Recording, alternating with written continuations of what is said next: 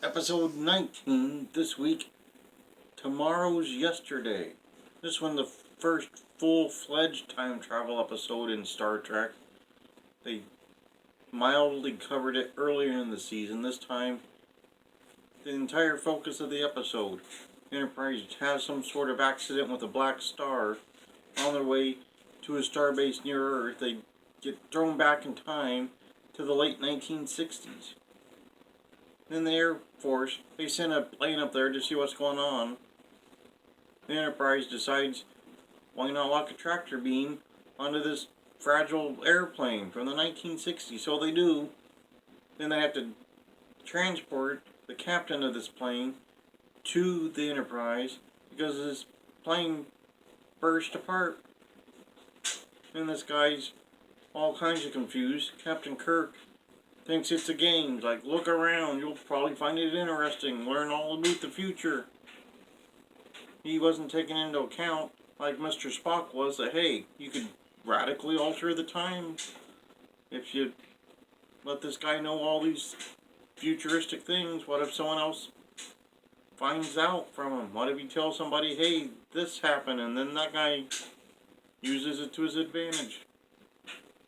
Temporal time directive, which wasn't a thing apparently at this point in time. If you'll pardon that pun. So, Sulu and Kirk go down to the airbase to try to retrieve all the information that the Air Force had gathered from this plane. Apparently they were quick like a bunny rabbit to gather all the black boxes and photographs and all that type of thing. They get down there. They run into a security guard. Security guard gets transported to the Enterprise because he accidentally triggered the emergency alert on the communicator. So now they have two people from 1960s Earth aboard the Enterprise. Oops, they said, oops. They were going to keep the captain that had been in that airplane because they figured he never did anything important. Let's just keep him on the Enterprise forever. Then Mr. Spock erroneously miscalculated. Then he realized, once he corrected that the guy's children did important things, and the children weren't all born yet, so they had to return them. Well, they had to go back down to Earth, get the stuff they needed, get back, and by that time, Scotty had repaired the ship, so they did the reverse of what happened before, messed with time, transported the captain and the guard back down to Earth when they were going backwards in time, and then slingshot it to the forward, and they were able to get back to exactly where they wanted to be time-wise.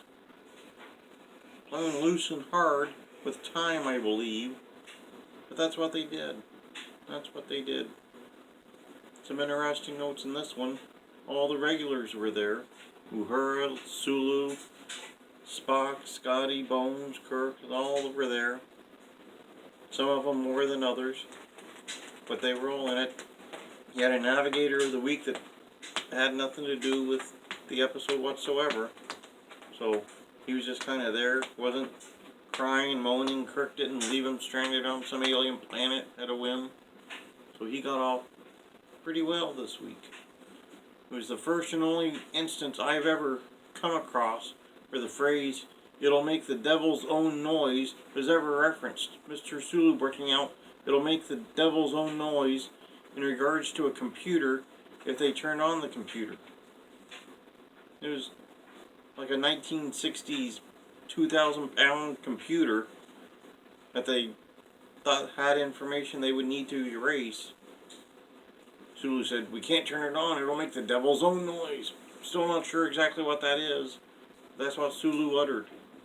Only time in history I believe that phrase was ever used. At least that I've come across.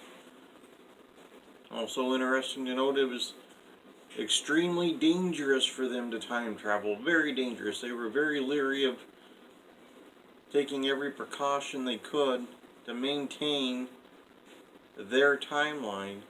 Then in future episodes, and of course in the movies, not so dangerous anymore. They would just do it just to do it. no repercussions. They just did time travel all the time. They're like, it's fine. And they weren't always so careful about maintaining the timeline. They did all kinds of things that would make you question it. But in this episode, they were very careful, treated it as a dangerous thing. That was the first instance of time travel in Star Trek. And I believe the only time the Air Force was ever used. So pretty much, that's it.